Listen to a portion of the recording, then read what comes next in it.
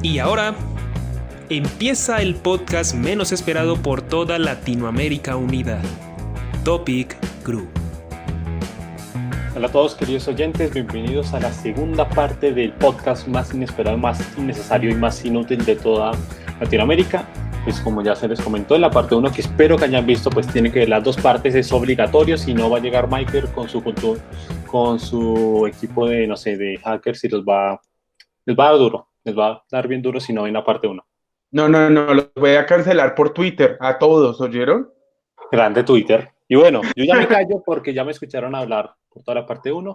Les voy a dejar con nuestros invitados que nos introduzcan el tema de hoy. Así que diviértanse.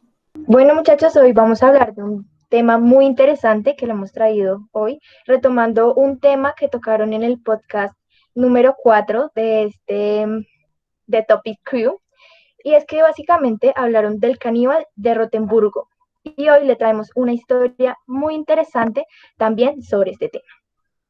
Lo que pasa es que el 30 de julio de 2008, Tim McLean regresaba a su casa como todos los días lo hacía en Manitoba.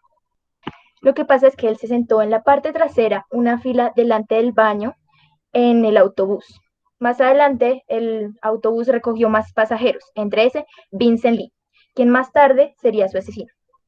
Un hombre alto, de unos 40 años, con la cabeza rasurada y lentes de sol. Este hombre se sentó cerca de la puerta de adelante del autobús, pero más tarde, con el tiempo, se pasó a la parte de atrás donde estaba sentado McLean, justamente a su lado. McLean realmente no le tomó mucha importancia a que él estuviera ahí y aprovechó para dormir durante el viaje, recostando su cabeza contra el vidrio y con los auriculares cubriéndole las orejas. De acuerdo con los testigos, mientras McLean dormía, Lee sacó un cuchillo y comenzó a apuñalarlo en el cuello y en el pecho. El conductor se detuvo al lado de la carretera, por lo que él y todos los pasajeros pudieron salir, pero el atacante se quedó ahí y lo que hizo a continuación fue decapitarle la cabeza a McLean. Mostró la cabeza cortada a todos los pasajeros que se encontraban fuera del bus y continuó con el cuerpo de McLean. El conductor y otros dos hombres intentaron salvarlo, pero fueron perseguidos por Lee y fue evitado todo eso. Lee regresó al cuerpo de McLean y después empezó a cortar otras partes del cuerpo para poder consumir algo de su carne, de la carne de la víctima. Después llegó la policía y encontraron la escena. También pudieron observar cómo él consumía directamente la carne de la víctima. El sospechoso intentó escapar varias veces, pero fue impedido cuando el conductor activó un sistema de inmovilización de emergencia, haciendo que el vehículo no fuera operable. Más o menos a la 1:30 de la mañana, también el sospechoso intentó escapar del autobús rompiendo una ventana, pero lo lograron detener usando una pistola Taser 2 veces. Lo que se encontró en el autobús fue una escena terriblemente horrorosa, ya que encontraron las partes del cuerpo de la víctima en varias bolsas de plástico dentro del autobús, mientras que las orejas, nariz, lengua y ojos fueron encontradas en el suelo del autobús, colocadas simulando una cara grotesca. Luis fue acusado de asesinato en segundo grado, pero se declaró no responsable debido a una supuesta enfermedad mental. El psiquiatra testificó que él lo había hecho porque la voz de Dios le dijo que McLean era una fuerza del mal y debería ser ejecutado. Después de eso, muchos de los pasajeros que estuvieron en el autobús tuvieron estrés postraumático. Algunos dicen que el detective que investigó toda la escena se terminó suicidando después de eso. Y pues yo quisiera preguntarles a ustedes qué piensan sobre toda esta situación. ¿Qué pasaría si tú te subes al autobús y te pasa eso o ves eso? Debe ser terrible. Pues mira, yo creo que presenciar algo así, verlo con tus ojos, te da un estrés postraumático directamente. Debe ser una experiencia que nunca vas a olvidar, experiencia que te va a dar pesadillas. Es horrible, o sea, es horrible que el ser humano mismo llegue a hacer eso y todo porque Dios le dijo que era un hombre mal y pues en realidad. Lo que hizo lo hace aún más hombre de mal. O sea, fue espantoso, es espantoso y yo no sería capaz de vivir algo así. Pues yo en lo personal opino que es un hecho obviamente muy atroz y todo, pero pues hay ciertas características, por ejemplo, que uno dice, hay algo que puede empeorar una cosa aún más, como cuando la gente dice, ¿será que algo me puede salir peor? Y comienza a llover. Por ejemplo, ahorita que tú hablabas del caso de él, yo lo asimilaba mucho con el caso de Armin Mewes, del caníbal de Rotemburgo, y yo decía, lo que hizo este señor es aún más terrible porque pues él grabó la escena, congeló el cuerpo y todo eso. O sea, no es como algo tan equiparable, pero de cierta manera uno dice, hay cosas que pueden hacer una situación mucho peor. O sea, hay condiciones que pueden hacer que las cosas se pongan mucho peor. En mi caso, yo diría que, pues a pesar de que el tipo lo declararon como un enfermo mental y todo por el estilo, digo que sí y no, hay algo de verdad en eso, porque es algo que estaba ya muy plenamente premeditado, ¿sí? El tipo sabía dónde conseguir las bolsas para guardar el cadáver, el tipo tenía meditado el hecho de hacer la cara grotesca, el tipo tenía meditado, premeditado, bueno, absolutamente todo. Sí, porque yo creo que nadie se sube, bueno, excepto en algunos lugares, creo que no hay nadie que se suba con un cuchillo a un autobús de pasajeros de viaje, ¿sí? No es algo como muy común. Entonces, ese tipo ya tenía todo premeditado. Lo que pasa es que quería llevarlo a cabo de esa forma, que todo el mundo lo viera, que todo el mundo presenciara el acto. Sí, la verdad, en mi caso, yo creo que directamente me desmayaría porque yo tengo pánico a todo eso, o sea, las heridas, incluso las heridas pequeñas, a mí me da bastante como pánico, así que yo creo que algo así yo me desmayaría. Pues con respecto a lo que decía Michael, si lo comparamos con el caso que tú decías, el de el caníbal de Rotemburgo, al menos en esa parte hubo como, fue concienzudo el acto y pues el hombre que devoró, decidió ser devorado y tenía como esa fantasía de ser devorado. Entonces siento que es diferente y es peor, mucho peor este acto porque McLean tenía un hijo, tenía una novia, estaba en el trabajo y pues en ningún momento nadie se esperó ese dolor, ni la familia, ni él.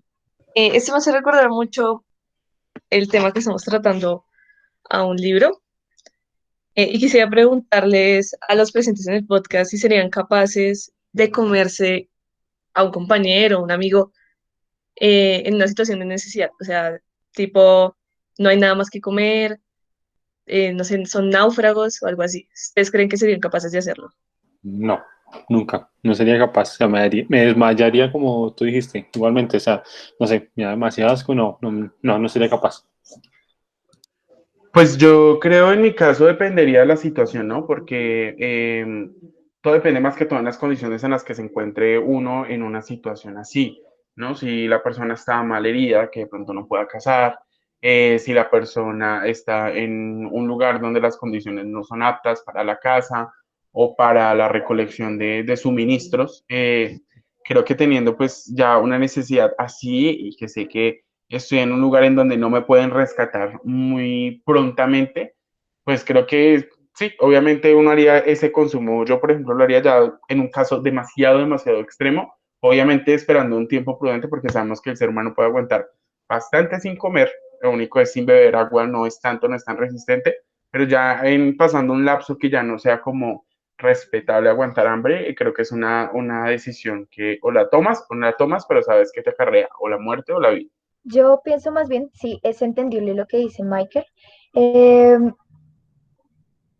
por necesidad, creo que se entiende que alguien lo haga, pero si sería capaz, creo que no, creo que preferiría morir en esas circunstancias que tener que comerme a alguien y más si lo conozco, si es un familiar, si es un amigo, sería demasiado complicado. Bueno, no quiero hacer muchos spoilers, simplemente les comento por si lo quieren revisar después. La única novela de Edgar Allan Poe, que son las aventuras de Arthur Gordon Pym, hay una escena relacionada con lo que les pregunté. Entonces ahí les dejo el dato. Y bueno, hoy nosotros vamos a hablar del canibalismo, como ya lo notaron. pero lo vamos a tomar desde una perspectiva un poco diferente a lo que hemos escuchado. Eh, Iniciamos hablando de la alimentación, porque nos parece que es un punto importante eh, a, a- es- a rescatar. Y es que la alimentación puede ser vista desde muchos eh, puntos. El más común es como lo biológico, pero nosotros hoy queremos hablar de la alimentación desde la perspectiva de que es una práctica socializada. Y pues básicamente cuando decimos práctica socializada nos referimos a que tiene ciertas normas de carácter social, religiosos, ideológicos, desde el momento en que nosotros pues, obtenemos el alimento hasta el momento del consumo. Y más adelante explicaremos un poco más sobre esto, pero desde esa perspectiva, desde ese punto, así como muchas otras manifestaciones de diferentes culturas como el lenguaje, las creencias, pues se pueden utilizar para justificar, por ejemplo, la dominación. Entonces, nosotros evidenciamos un problema que aún está presente y es el de querer explicar o acoplar las culturas a un solo punto de vista. Y eso da como resultado pues que se tergiversan diferentes prácticas y un ejemplo muy claro de eso es las películas donde vemos caníbales, ¿no? Entonces siempre está el grupo de caníbales furiosos que persiguen a un blanco que escapa o un hombre blanco atado en una olla, dentro de una olla gigante, pero valdría la pena preguntarnos si así es el canibalismo. ¿Y por qué digo esto? Porque yo creo que sus razones tendría Mary Kingsley, de quien hablaremos más adelante, para literalmente, como dicen muchos textos sobre ella, tomar té con caníbales. Entonces, bueno, nosotras queremos iniciar como con un contexto.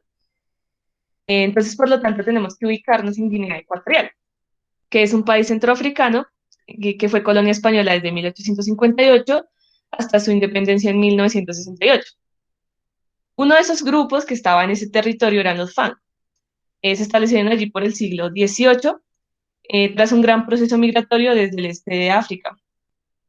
¿Qué pasa? Que los españoles llegaron y esto da como resultado que hubieran ciertas descripciones, relatos sobre los habitantes de ese territorio, o sea, los Fang, y que daban una imagen que se acomodaba más como a los deseos de los lectores y no a una realidad. Pero queremos iniciar hablando de los Fang, ¿no? Un poco de su cultura antes de pasar al tema del que nos referiremos hoy. La unidad básica de los Fang es el clan y está caracterizado por la exogamia, que es básicamente cuando miembros de un mismo grupo pues, no tienen permitido contraer matrimonio. Estos clanes a su vez pues están divididos en linajes y digamos que los brujos o los hombres de hierba tienen un papel muy importante en la estructura social. De acuerdo con sus leyendas de origen, ellos provienen de una sabana del oriente africano cerca del mar. Según sus relatos, hay la llegada de unos hombres rojos que les obligan a desplazarse al occidente. En el sistema agrícola ellos tienen varios problemas porque pues tienen la falta de arado y ausencia de animales. Y sus principales cultivos eran la yuca, la malanga, que es un tubérculo, el cacahuate, el maíz y entre otros. Acá vamos a empezar a hablar de otros factores como para explicar eso que les habíamos dicho al inicio.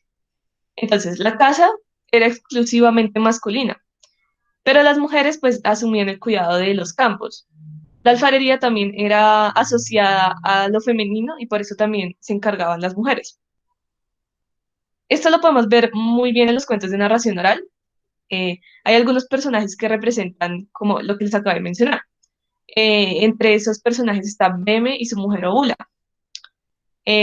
Curiosamente, en muchos de estos cuentos, pues vemos que Obula es la que sale vencedora, porque ella resulta siendo más fuerte que su esposo, y lo cual es muy curioso porque, digamos, en lo que solía suceder en esas culturas es que cuando una mujer, digamos, representaba algo de superioridad a su pareja, pues era acusada de brujería.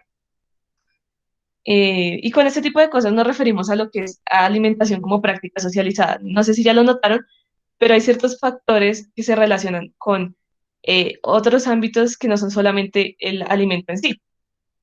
Entonces, vamos a dar otros ejemplos. ellos eran considerados malos cazadores porque ellos hacían mucho ruido cuando cazaban y eso generaba que los animales escaparan. Otro dato ahí es que la caza de red comunal tiene una serie de normas previas en el caso de ellos, y uno de estos es que los cazadores que participaban tenían prohibido mantener relaciones sexuales en la noche anterior o comer carne animal. También hay otras prohibiciones en su alimentación, pues dependiendo de la fecha del año, el sexo. Eso lo podemos observar también en los cuentos, y un ejemplo de este es uno que se llama El egoísmo de Beme, pues donde básicamente vemos a un personaje masculino que consigue ciertos alimentos después de pasar algunas aventuras, como con seres mitológicos, pero le prohíbe a su mujer consumirlos debido a que son frutas prohibidas para las mujeres o alimento prohibido para las mujeres. Eh, Otro ejemplo de esto es que ellos tenían como, le daban mucha importancia a lo relacionado con la fertilidad y el embarazo. Y digamos, ellos consideraban que la carne de animales que vivían en las cuevas estaba prohibida porque le veían una relación muy cercana al embarazo. Entonces, bueno, los españoles llegaron y trajeron un montón de cosas que representó una afectación pues muy grande para... Y eso también se puede evidenciar en la alimentación. Entonces, un ejemplo de eso es que los fang no estaban acostumbrados a beber pues bebidas alcohólicas con alta graduación de alcohol, sino que sus bebidas tenían una baja graduación y eso generó un problema muy grande. Aparte también trajo ciertas situaciones de hambruna. Eh, y es precisamente que los españoles consiguen en la cultura de la alimentación de los Fang un arma ideológica pues muy fuerte para justificar la explotación de sus territorios. Y es el tema del que dijimos que íbamos a hablar, y es el canibalismo. Para los españoles esa era una prueba como de la inferioridad, por así decirlo, de los Fang.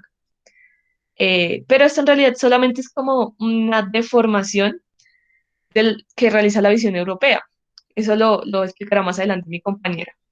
eh, pues ellos exageraban varios detalles de sus rituales que los hacían ver de una manera grotesca. Carlos Fausto, un profesor de antropología, hace una diferenciación entre el canibalismo y consiste entre comerse a alguien y comer con alguien. Y básicamente esa diferencia es que bien puedes comerte a una persona, pero la diferencia con lo segundo es que cuando tú comes a una persona, pero la ves como alimento. O sea, dejas de tener esa idea del otro como un humano, sino como un alimento o un trozo que ya no tiene alma. Y nosotros queremos preguntarnos, ya con todo lo que hemos hablado, si creen que existen razones válidas para practicar el canibalismo. No, en lo personal no existe una razón válida ni una razón cuerda mentalmente para mí, ¿sí? Que justifique el canibalismo. O sea, pienso que digamos, pues hay muchas otras especies que lo practican, ¿sí? La especie animal, hay algunas especies que practican el canibalismo, pero pues entonces hay algo que yo creo que nosotros bueno, esto es algo como cuestionable, ¿no? Y se puede ver desde dos perspectivas, o mucha gente lo ve desde dos perspectivas, pero pues la verdad para mí es que somos la especie que más piensa en cuanto a las especies que están sobre la faz de la Tierra, hablando así como ya un poco filosóficamente, y creo que tenemos la capacidad de razonamiento para pensar entre comernos a alguien de nuestra propia especie, ¿sí? Ojo, tampoco con esto quiero decirle que esté bien que nosotros consumamos tan exageradamente otras especies, ya saben, el consumo de pollo, carne, bueno, carnes animales, productos animales. No cuestiono a la gente que lo hace, yo lo hago. En ocasiones también he durado algunos periodos de tiempo sin consumir carne, no soy una persona que consuma demasiado productos animales, pero pienso que es algo que dentro de nuestra cultura también debería cambiar, incluso a pesar de que no nos estemos comiendo a nadie de nuestra especie, y que no sea algo habitual entre las costumbres humanas, también debe cambiar el pensamiento un poco entre estar consumiendo tanto producto animal. Se ha demostrado que para el ser humano puede o no puede ser algo necesario, pero sí reducir bastante el consumo, no estaría algo malo, pero definitivamente lo que no yo consentiría es el hecho de consumir a alguien de la propia especie, sabiendo que nosotros tenemos la capacidad de pensar tan razonable e irrazonalmente, ¿sí? Perdón, no sé cómo es la palabra, pero bueno. Entonces, sí, no lo justifico en lo absoluto. Le di muchos rodeos, pero no lo justifico. Estoy de acuerdo con Miquel. Para mí nunca va a haber una justificación sobre el canibalismo. Estoy completamente de acuerdo con las palabras que dijo nuestro compañero. Pues es que es muy difícil determinar todo esto porque la moral es la que determina qué es bueno y qué es malo en una sociedad, ¿no? Nosotros mismos, según las convenciones sociales, somos los que decimos, bueno, el canibalismo está bien o el canibalismo no está mal, pero realmente, ¿cómo sabemos si está mal o bien? Pues yo digo que lo que decía Michael anteriormente, pues por necesidad sí se podría hacer, digamos, esa cultura que tú mencionas ahorita, los funk, lo hacían porque pues al ser tan malos para cazar, eh, no tenían como ese acceso a la carne y pues les faltaba esa, esos nutrientes, por así decirlo, entonces tenían que acceder a a comer la carne humana. Pero pues es muy curioso determinar como que está bien y que está mal, porque para esa cultura está bien, porque así son las convenciones sociales allá, así se determinó desde la tradición y la cultura. Nosotros, desde un inicio, por los europeos que vinieron acá, la colonización, ya nos inculcaron unas ideas de que eso está mal. Y pues eso era lo que quería decir, básicamente. Ah, claro, yo también quería aclarar eso. Lo que venía diciendo Alison también es cierto, ¿sí? Porque, o sea, bueno, lo que decía yo anteriormente, si es por necesidad y realmente tú necesitas consumir, pues, a un humano para poder vivir, pues, válido, ¿sí? Pero teniendo la oportunidad de, digamos, consumir otros alimentos, eso que ya sea algo por electiva, sabiendo que tienes otros productos a tu alcance para la supervivencia, no lo justifico en absoluto. Igual, de cierta manera, cuando una persona está sobreviviendo y tiene, pues, el cadáver de una persona para consumir y eso, sigue siendo también tu elección vivir o no vivir. Entonces, todo es cuestión de la elección que tenga la persona y lo que quiera esa persona en ese momento, si vivir o morir. Vale, yo estoy de acuerdo con Alison en lo que decía de la moral, sobre todo porque eso es lo que queremos un poco cuestionar con el tema que les traemos hoy. Entonces, como un ejemplo, eh, el que propusieron ahorita de si es necesario comerlo, eso no genera tanta controversia, ¿no? Es como, bueno, sí, puede ser válido. Eh, a ese, a eso se le llama cuando se agota el alimento deseable. Es decir, que hay ciertos alimentos que son de consumo normal, como lo decía Mike, de que uno puede elegir comer esto y no necesariamente comerse una persona, ¿no? Esos son los alimentos de consumo normal. Y los que están fuera como de prohibiciones. En nuestro caso en Colombia, por ejemplo, no está prohibido, perdón, comer gatos, ¿sí? Pero se podría penalizar como maltrato animal. Y pues también hay muchas especies que están en vía de extinción o son silvestres que está prohibido su consumo. Y entonces, bueno, tenemos una serie de alimentos prohibidos y otros que podemos consumir. Y si estos se agotan, pues se puede recurrir al consumo de aquello que está prohibido.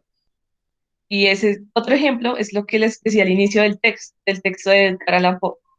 Y es que ellos se encuentran náufragos y no tienen que comer y tienen que decidir, pues, alimentarse de algunos de sus compañeros. Pero yo creo que habría que revisar más a profundidad, pues esa realidad que los españoles utilizaron a su favor acerca del canibalismo. Digamos, qué es lo que realmente pasaba en los funk, eh, porque también sí se genera esa cierta duda, ¿no? Esa cierta como estar en contra de eso, pero aún no sabemos realmente qué sucedía con el canibalismo, qué pasaba ahí. Y pues para eso, Alison va a profundizar un poco. Bueno, es verdad lo que dice Camila, y es que las historias que contaban los exploradores que recorrían esos territorios eran totalmente terribles. Contaban haber visto huesos humanos arrojados fuera de las casas o piel humana para elaborar vainas en las espadas. También hablaban sobre comercio de cadáveres entre grupos vecinos para devorar a los enemigos muertos. Pero pues la realidad no era así, era totalmente diferente a lo que contaban. Sí se daba ese canibalismo, pero se tergiversó la historia, crearon películas y cómics, como decía Camila, donde se daban esa historia súper salvaje de los pueblos caníbales, y es que solo se daba para el morbo de los lectores europeos, y es que eran historias exóticas y muy grotescas, y eso era lo que llamaba la atención de toda la gente.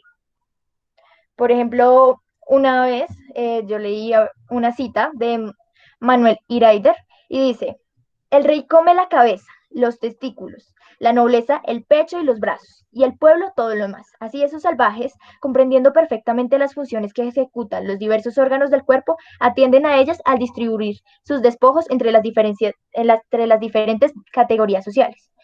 Y es que es muy extraño porque no tiene nada que ver con la realidad. De hecho, pues ellos se asustaban cuando veían a los europeos, los nativos se asustaban cuando veían a los europeos llegar porque nunca habían visto a una persona con piel blanca. Entonces, pues estos exploradores nunca llegaron a ahondar como en estas costumbres, sino que con lo que veían por fuera empezaban a crear supersticiones o supuestos que pasaban en esta comunidad.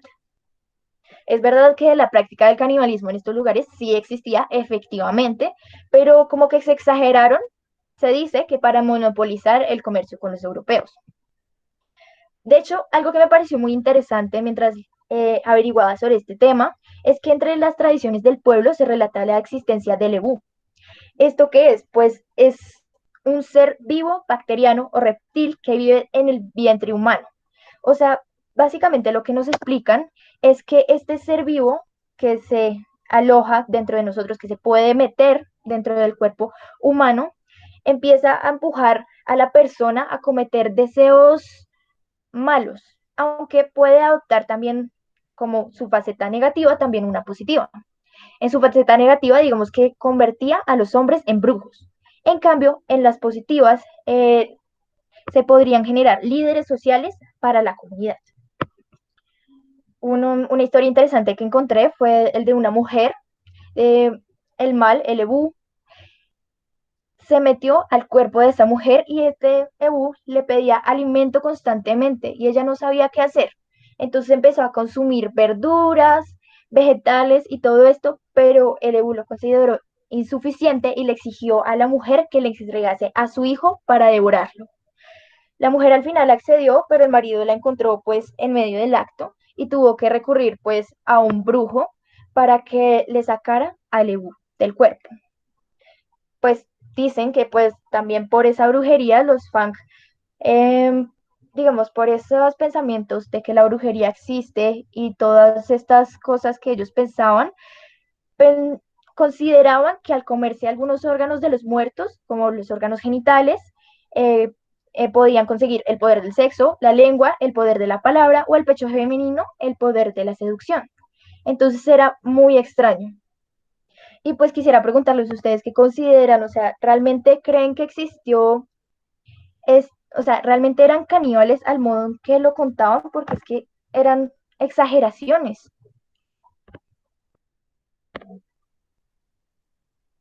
Vale, pues yo digo que era más un canibalismo literario, porque lo que tú dices, o sea, no habían pruebas para decir, o sea, sí que se cometió el canibalismo, pero no a ese nivel, era más como que ellos veían algo y ya decían, es así. Y digamos que, como para arrojar un dato que me parece interesante de los fans, es que ellos siempre tuvieron una resistencia a ese adoctrinamiento que intentaron brindarle los españoles. Entonces quería agregar eso porque me parece interesante. Pues sí, lo que tú dices es verdad, los relatos del canibalismo, pues por la confusión, digamos, este pueblo tenía una práctica que era como afilarse los dientes como adorno, entonces los españoles al ver eso, pues se imaginaban cosas terribles. Básicamente el canibalismo que se daba pues muy pocas veces, era como un ritual y destinado pues a consumir determinadas partes del cuerpo asociadas a esas adquisiciones de poderes. pero no a ese punto.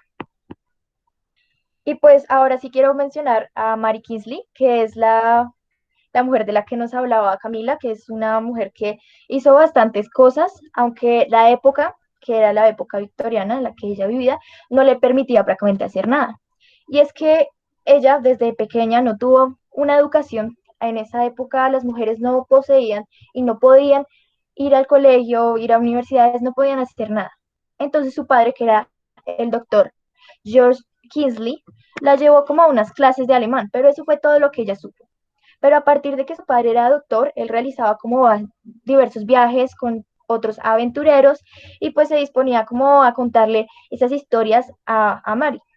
Y ella como que empezó a fascinarse con esas historias y fue muy interesante para ella, al punto de que quiso investigar sobre las mismas. Pero pues ella tenía que dedicarse como a cuidar a su madre enferma y a como a seguir las normas de la sociedad que le imponían en esa época. Entonces ella, después de que mueren sus padres, a los 30 años que ella tenía, mueren los padres y ella decide viajar a África, dejando de lado todo lo que le habían dicho, porque habían como muchos relatos que le contaban de que eran caníbales, que las enfermedades, que se iba a morir, pero ella pues decidió investigar y realizar estos viajes que pues nos va a comentar Camila, que son bastante interesantes. Vale. Como dato curioso es que ella tenía una renta de 300 libras, con lo cual pues eso le permite realizar sus viajes. Eh, Como otra cosa es que ella dice que lo primero que pensó es el momento en que puede realizar estos viajes, es que se sentía como un niño cuando le dan una moneda y puede comprar cualquier cosa de la tienda, ¿sí? Se sentía como, por así decirlo, libre por primera vez. Entonces, bueno, el primer viaje fue una exploración de la costa del Golfo de Guinea hasta Luanda y se internó en lo que actualmente sería Nigeria. En 1894 pues, viajó con el objetivo de investigar las tribus caníbales que habitaban en Gabón y pues convivió con un pueblo supuestamente caníbal, que es el que le relatamos anteriormente. Eh, bueno, ella estudió con ellos y enfocó su labor científica a la observación participativa, lo cual quiere decir que básicamente ella pues tenía esa convivencia con las tribus. Así como dato, ella fue de las primeras etnógrafas y de las que lleva un verdadero trabajo de campo y una precursora de lo que sería la antropología cultural. Entonces, bueno, ella vuelve a Inglaterra eh, y se encuentra rodeada de periodistas, porque básicamente era muy extraño que una mujer lograra hacer todas las cosas que ella hizo. Como otro dato de lo que ella hizo es que escaló un monte en Camerún y digo que era extraño también que, que las mujeres hicieran algo así, en primer lugar por lo que Alison nos comentó, de que ni siquiera había podido acceder a la educación, a pesar de que su hermano pues sí estudiaba en una universidad de prestigio, pero bueno. Eh, en fin, como otro dato, es que lo que más se le criticó, que es lo que se me parece más fuerte, es que se le criticara por asumir una actitud masculina en sus investigaciones, o sea, básicamente vestir pantalones en expedición.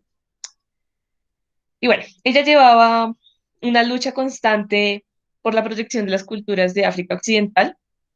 Tenía como varias ideas. Una es que ella negó la superioridad del hombre blanco y criticaba bastante el trabajo de los misioneros por ser autoridad colonial.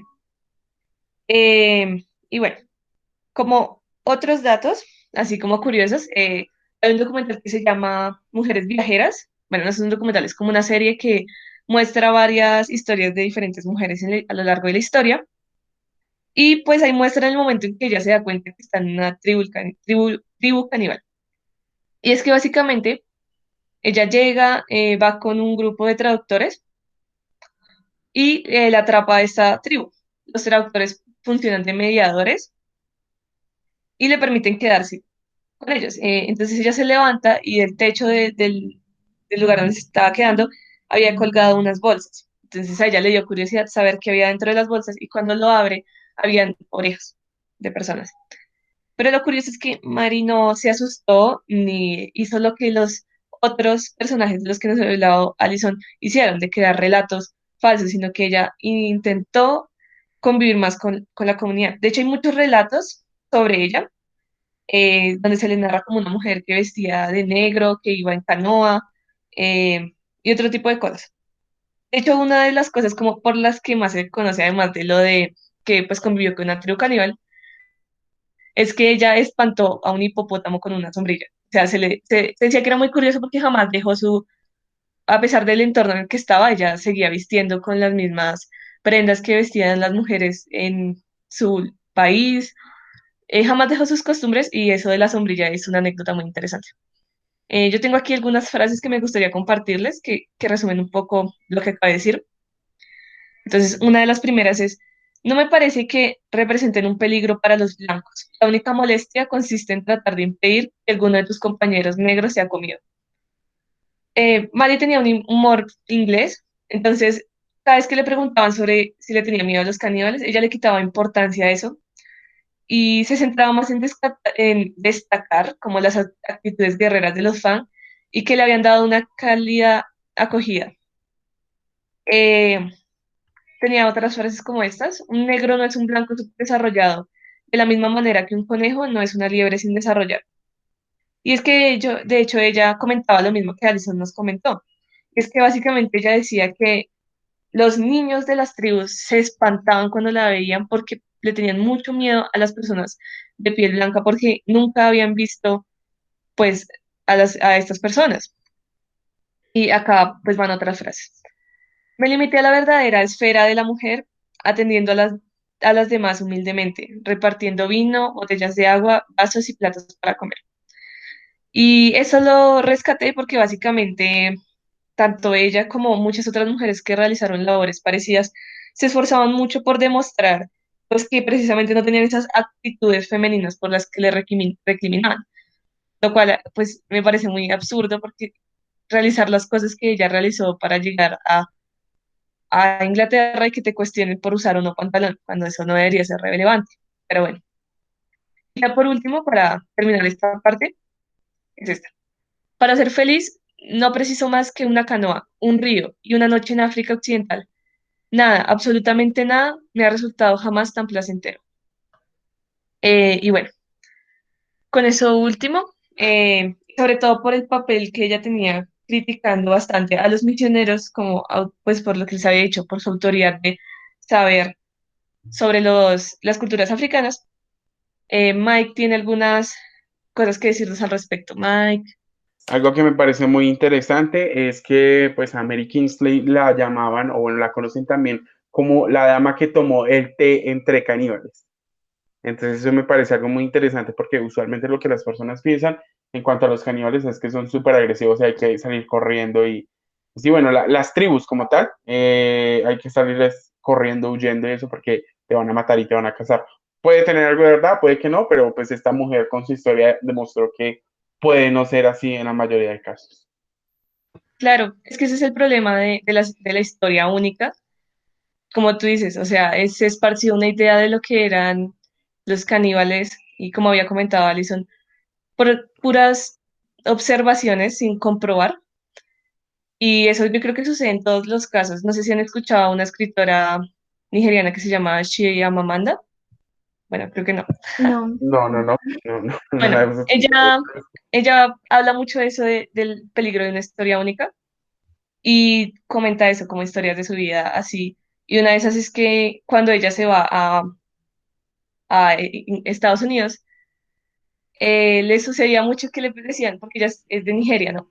Entonces le decían cosas como la compañera, tipo, ay, ¿cómo sabes hablar inglés también? Y ella se reía mucho porque pues en Nigeria la lengua es inglés. Entonces, eran como esos ideales y que, por ejemplo, ella es escritora, ¿no? Entonces le mostró, si no estoy mal, a un profesor uno de sus escritos y el man le dijo como, no, es que esos escritos no son propiamente africanos. Y ella se preguntaba, bueno, ¿qué es propiamente africano? O sea, porque mis escritos no tienen personas muriendo de hambre, no son propiamente africanos. Entonces, ella habla como de eso, de lo que tú dices, Mike, de generalizar una idea y pensar que todo es así. Y pues obviamente lo que mencionamos al inicio, el canibalismo pasa y vemos muchísimos casos, pero el canibalismo en general no podemos decir que sea una práctica horrible.